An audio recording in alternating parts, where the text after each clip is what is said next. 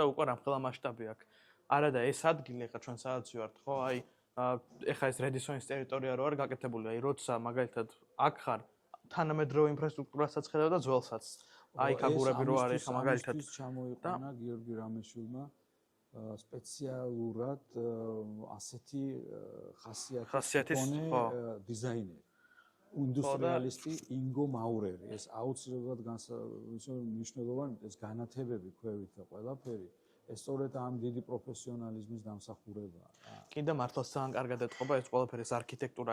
ჩვენ ახლა ვართ რეალურად ბიბლიოთეკაში და ქვემოთ არის რესტორანი, სადაც რეალურად არის თანამედროვე საჭმელები, არის ქართულიც არის, უცხოურიც და ესე ძალიან დიდი არჩევანი არის და რეალურად ეს თანამედროვე რესტორანი არის ყოფილ ღვინის ქარხანაში აშენებული. და აი რეალურად ულამაზესია, როცა ფოიეშიც არის ხოლმე, აი ქვემოთ შუშის იატაკი და ქვემოთ არის უძველესი მარანი, ხო და მართლაც სასწაული არის ეს ბალანს მართლა ძალიან მაგრა დაიჭირა ამ დიზაინერმა.